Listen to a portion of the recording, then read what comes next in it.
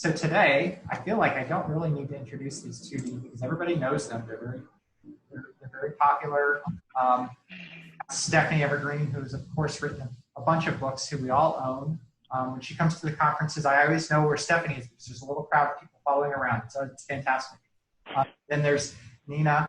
Nina is our incoming TIG chair, but from what I understand, you're staying pretty involved as a incoming TIG chair. So we're excited to see that. And when I say TIG, obviously I'm talking about the topical interest group. I happen to be the current holder of the flag, so I've got it behind me back here, the Independent Consulting TIG. So I put it up for our TIG chair. I wanted to honor her today. They're going to be talking to us about their chapter on branding, which they were very generous in providing to the new directions for evaluation edition that we put out on Independent Consulting last December. So I'm sure you guys will go about introducing yourself, and with that, I'm going to mute myself, and I'm going to also turn my video off. Thanks so much, Matt, for the introduction. So I'll get us started with a little bit of just context about branding, why it's important, what we'll be talking about today. And then we thought we'd do something different. 2020, there's a new normal, whatever the hell that means. But we did not feel like just reading you our NDE chapter because presumably you've read it or you have access to it. So we thought that would be kind of boring to just read it and reiterate our points. So instead, we're taking bits from the chapter and we're going to do a kind of a one-on-one interview with one another. So I'll ask Stephanie some questions, she'll throw them back to me, and we'll talk a bit about our personal brands and how they're evolving in our own brand development. And then, of course, we'll just open it back up for a big discussion with everyone. And I think for this to work well, since we won't be sharing screens, I think probably using active speaker view instead of gallery view, I think would work well. I don't know. Does that work? I see Matt as my main speaker right now. So I might be, but you're set up as the host. So you can run any controls you want on this. Okay. Sorry. I tried to Google to see if we can have two main pinned screens, but I don't think we can. But however you all want to view us, just know that Stephanie and I will be bouncing back and forth between one another. So hopefully we're on the same screen on however you're set up and not having to toggle between all the Zoom gallery views. Anyway, let's jump in. So as independent consulting, branding is obviously, as independent consultants, branding is obviously very important. The brand is how we show up to the world and tell the world who we are, what we do, how we do it, most importantly, why we do it, and why people should hire us to do it for them. For new consultants, branding helps establish your credibility, showcase your skills, and for experienced consultants, branding can help you land bigger and better clients that you actually want to serve. And although I'm sure you're all convinced about why branding is incredibly important, it's also extremely vulnerable and I think scary. But one thing that makes me feel better about branding is knowing that it's meant to evolve and that it's not supposed to be this perfect static thing.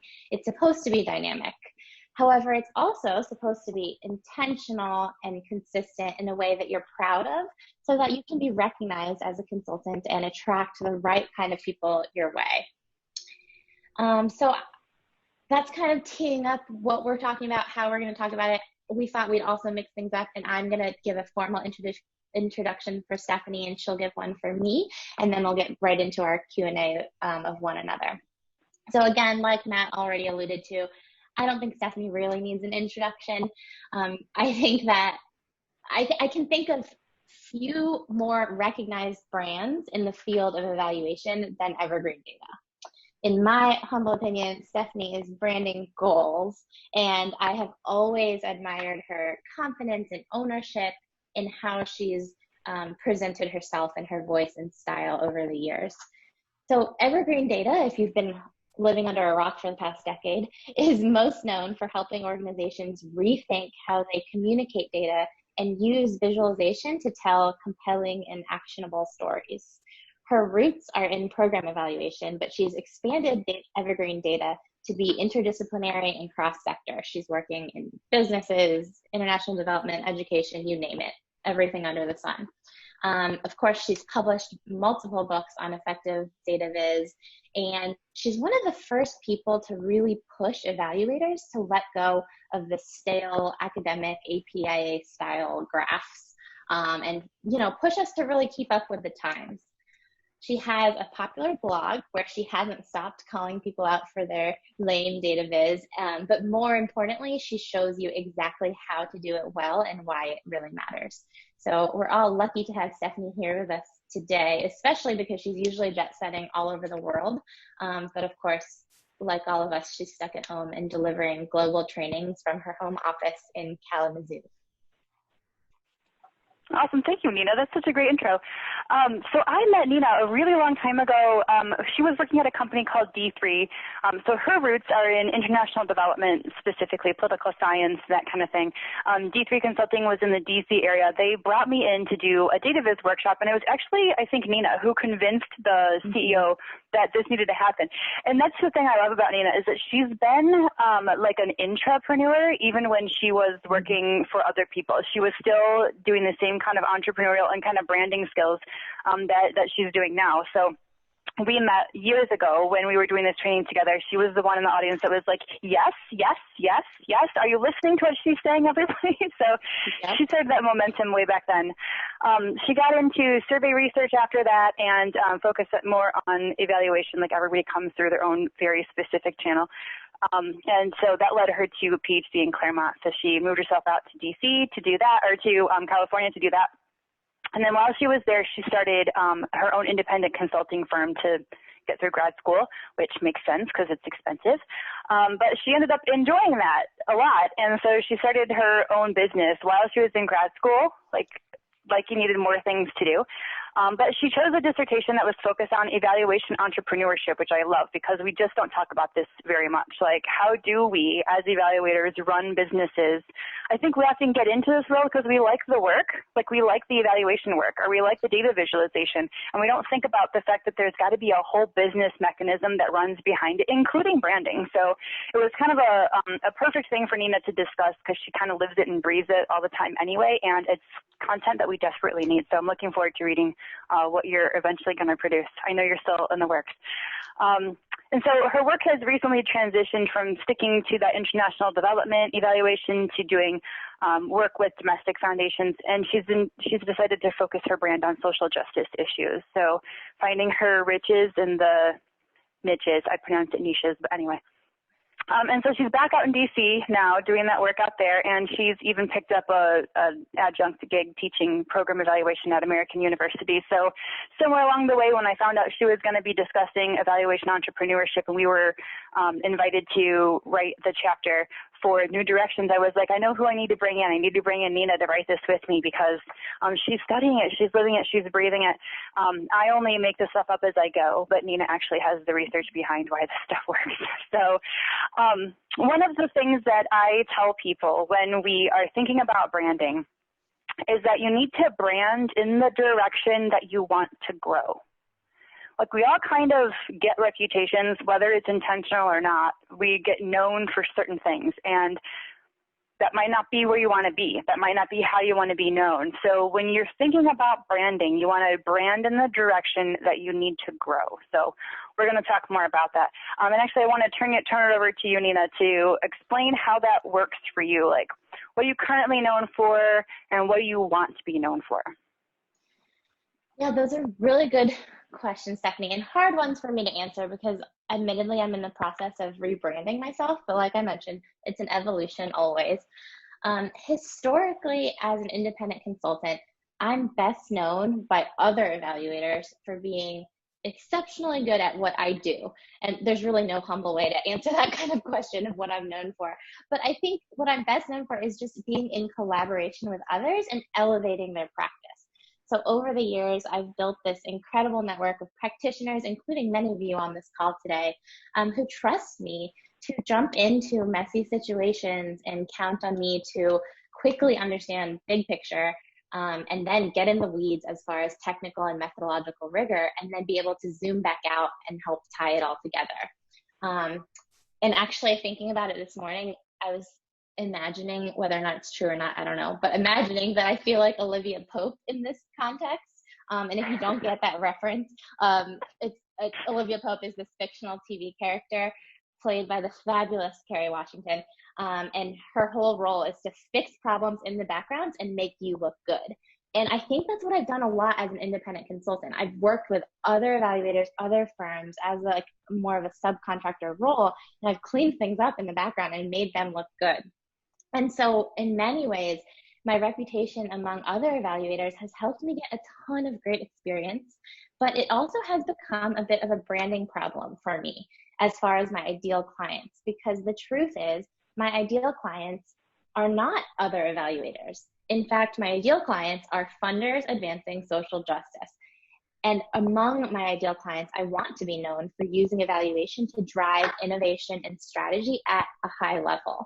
But for much of my personal reputation, it's been working kind of in the weeds, in the background, making other people look good. So I've been kind of grappling with that and trying to transition my brand from a consultant to more of a company that doesn't just help other evaluators, but really helps the client themselves make them look good. And Stephanie, actually, I would love your advice on that, because you are someone who has successfully navigated your brand from focusing on the evaluation world narrowly to a more broader audience. So can you tell us about that? How did you do it over the years? How has Evergreen Data evolved, and how has it defined your direction since the beginning? Yeah. So one of the first things I did was stop using the word evaluation. I'm sorry, but like we all know how it's got a branding problem, it's got a marketing problem, and we are adopting that. We are carrying that branding problem on our shoulders when we walk around and say that we are evaluators or that we do evaluation. So I stopped talking about it as soon as that idea struck me. I started to broaden it out, and I know this is offensive. I got my PhD in evaluation, so I know what this means. But like, I started talking about research in more general terms, or I started talking about organizations or firms. Like I was referring to people in a very broad sense, absolutely not using the word evaluation, because that's where you completely lose people. We all know it.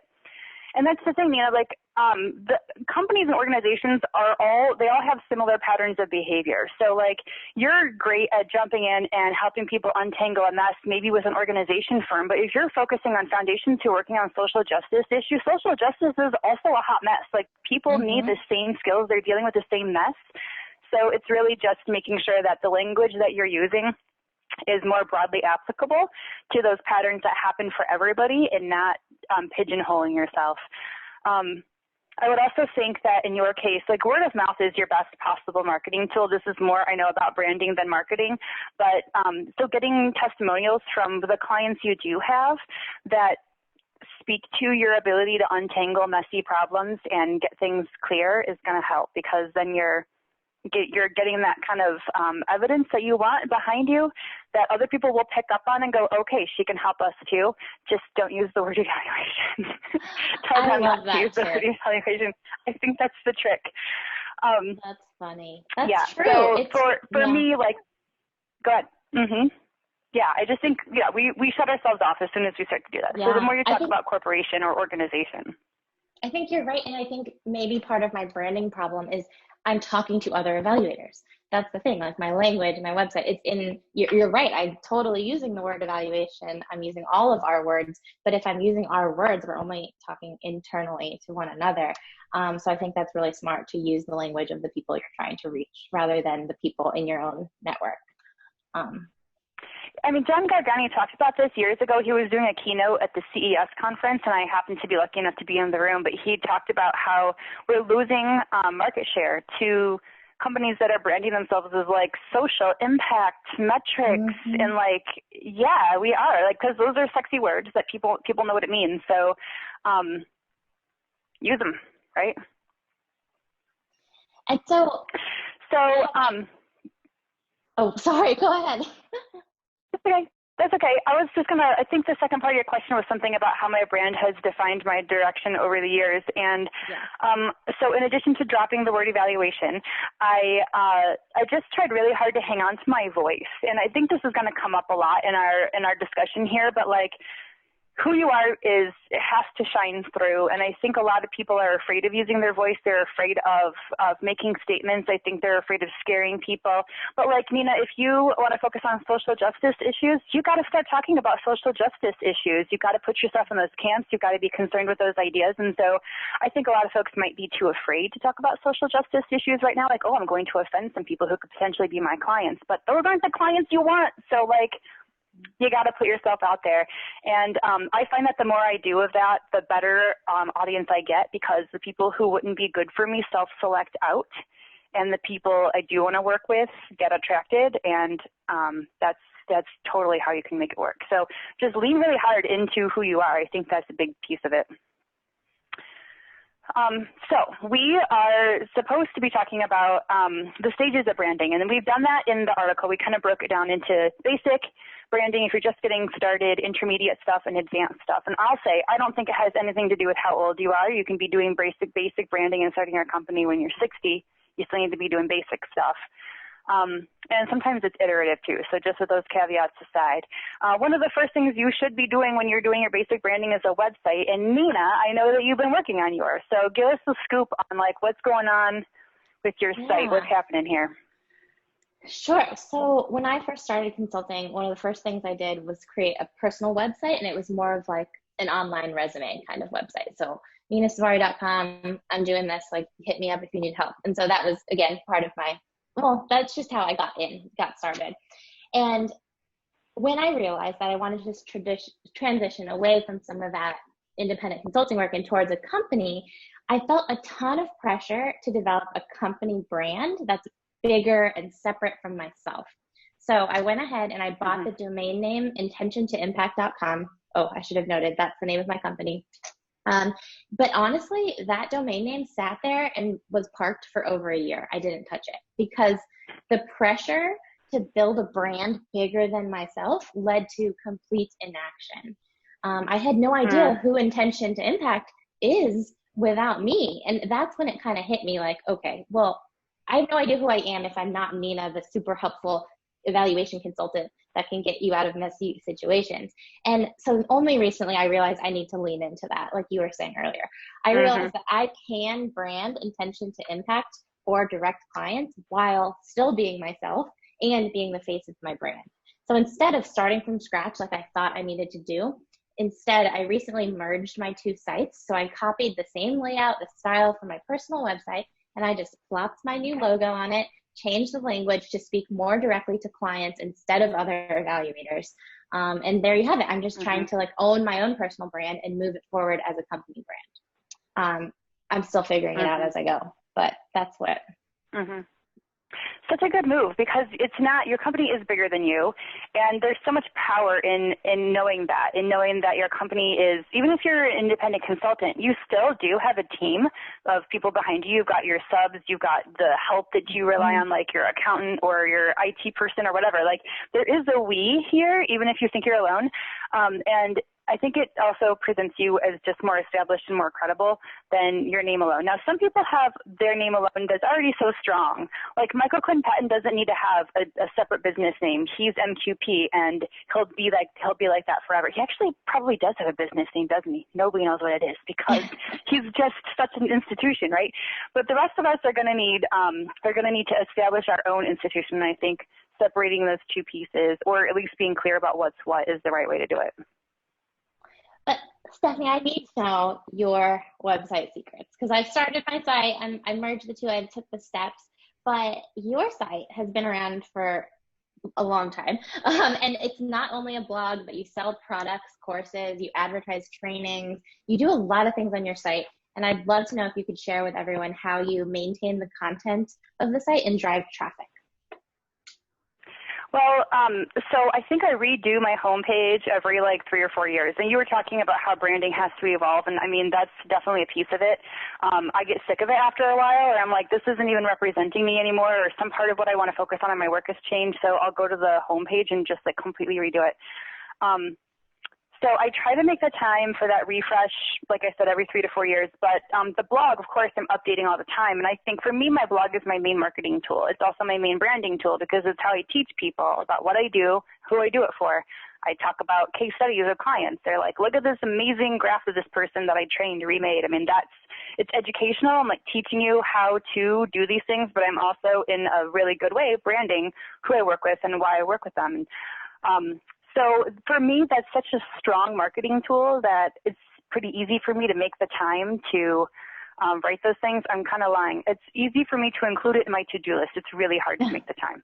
But we have to, because that's how it goes. Sometimes I have to like turn off everything, turn off the phone, close the door, and spend a day just cranking out a bunch of content, because it's really hard. It's really hard to make the time. And so I think that's why a lot of people skip it, but we can't.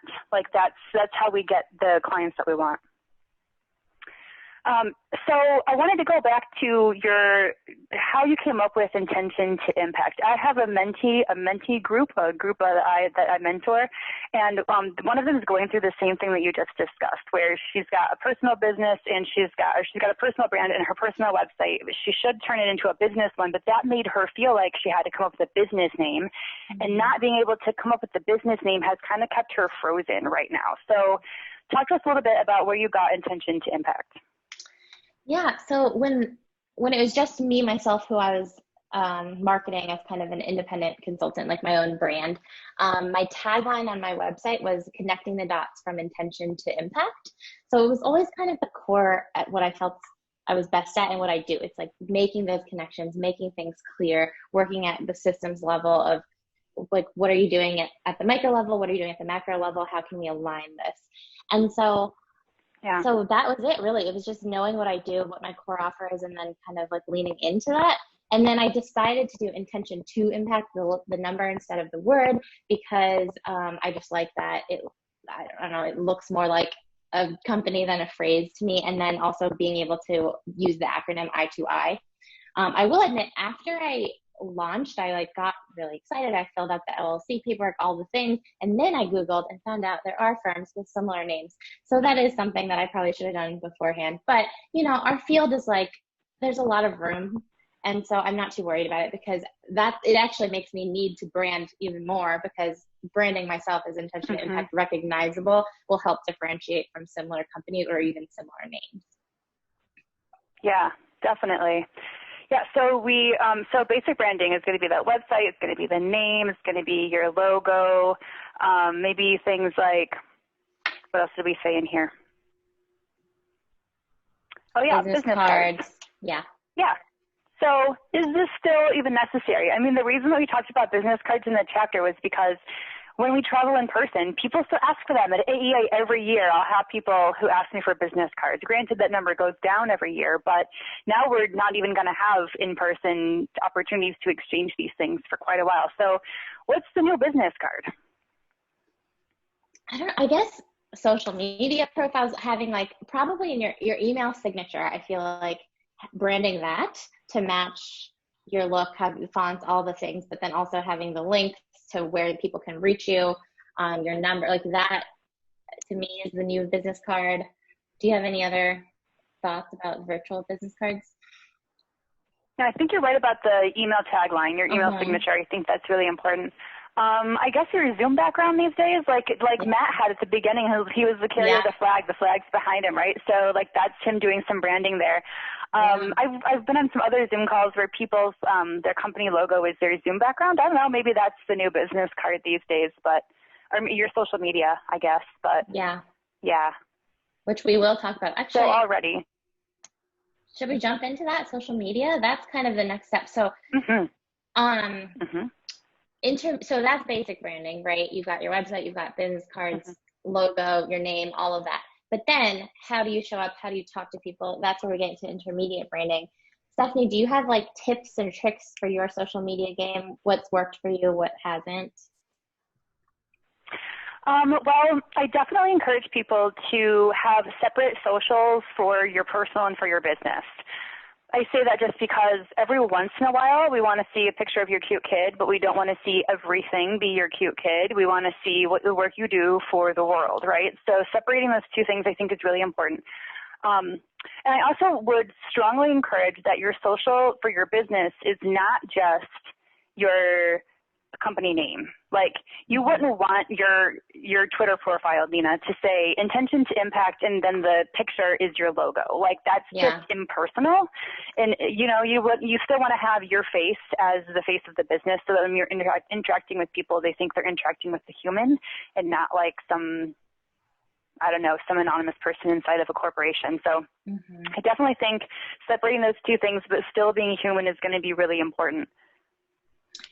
Yeah, it's interesting you said to separate personal and professional. I'm still figuring this out because, as a true millennial, I've been on social media for a long time. I'm all over it, I do have separate, it's not that I have separate accounts, but I have separate platforms. So I use LinkedIn and Twitter professionally, but I use Facebook and Instagram for personal use. But I've been contemplating, and so I just want to hear your thought on this, about maybe leaning into Instagram as an opportunity for business growth, because I don't think there are a lot of conversations around evaluation on there now, and maybe that's for a good reason, and it would be a waste of time, but I'm also wondering if there's like an untapped market there. But I will say I use it a lot personally, so there's that. Like, do I need to have a whole new account, or can I start using my personal channel and start like transitioning to more professional content? Of course, because I use it personally a lot, I have a lot of value statements that I post on my personal accounts, especially related to social justice.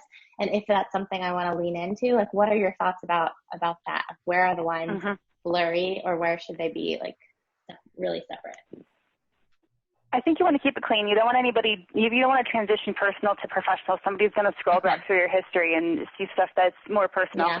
But you do want to carry over some of the same stuff. So while you want to focus on business stuff, every once in a while you do want to throw in like you at a protest, or your fancy dinner or something like that. People want to see the humans. So I think you should keep that stuff in there.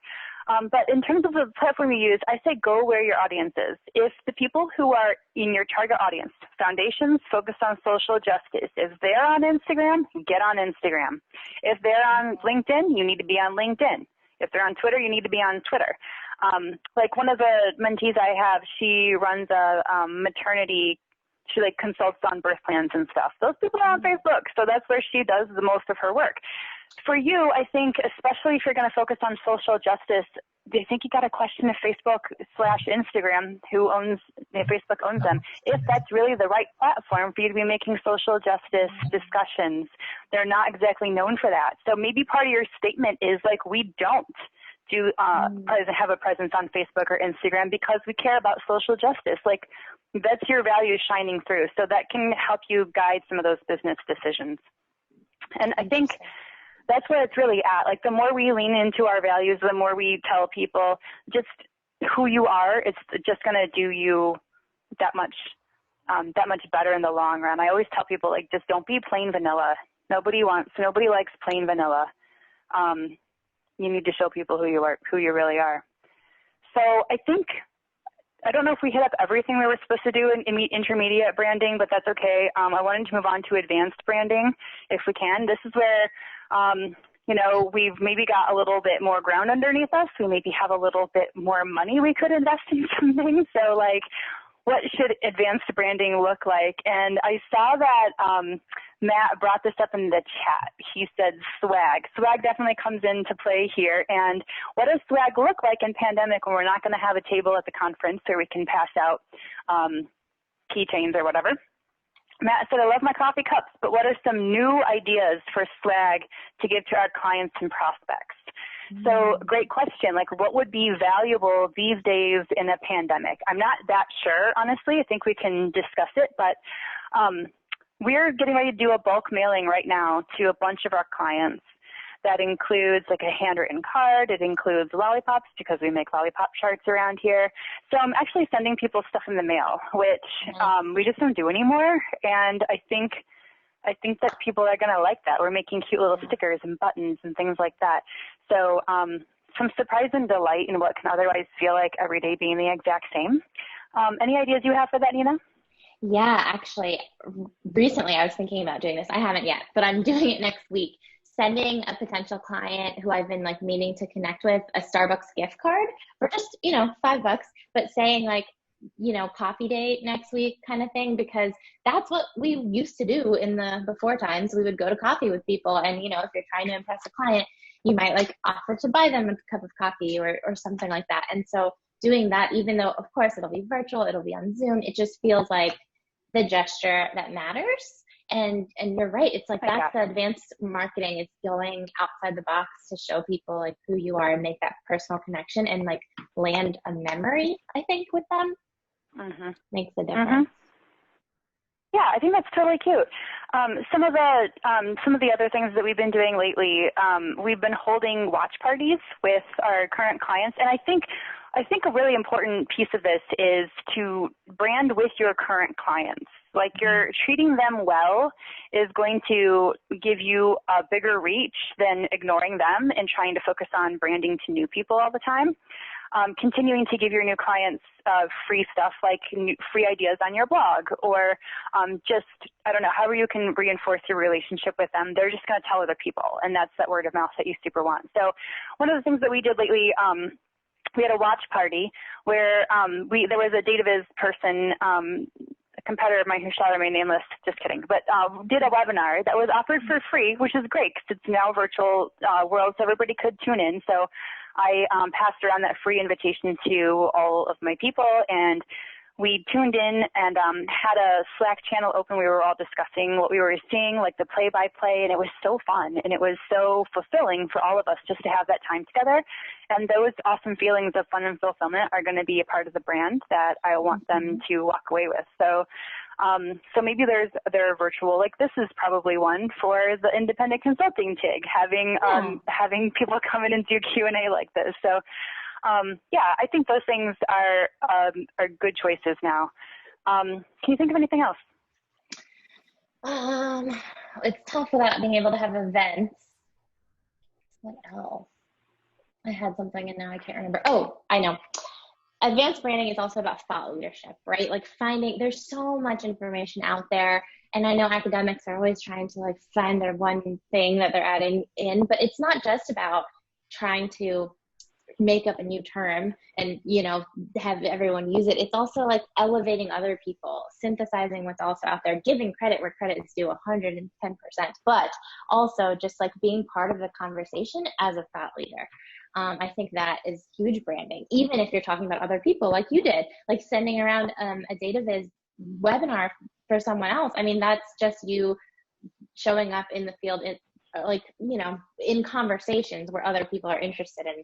And I think that matters quite a bit. Yeah, I mean, I think that helps you look like you're an authority. I saw something recently, I'm not sure, like this has been tested, but I saw some advice that said your social media should be third, a third, a third. And the thirds were, I hope I get this right, but the thirds were you sharing other people's good ideas, like elevating other folks. 1/3, your own personal, cute stuff like this is us at a protest, and 1/3 you directly pitching your services to people, like the hire me kind of stuff. So it's not strictly a commercial. You're also offering a lot of advice and guidance and showing people who you are. Yeah. And Stephanie, do you buy ads on social media? Have you done that yet? Like Facebook? No. And I know some people do. The people I've talked to who have done it felt like it was expensive and didn't have a very good return. It's much better if other people can be your ad for you. So when you write a blog post and they tweet about it and then you get 100 more views on your blog post, it's going to do you more than a paid ad would, in my view. Yeah. But I know other people have had different luck with it. Tamara Hamai, she had a great talk last year about the different methods she used for marketing, and so she might have different opinions. So should we open things up to questions? Yeah, let's do it.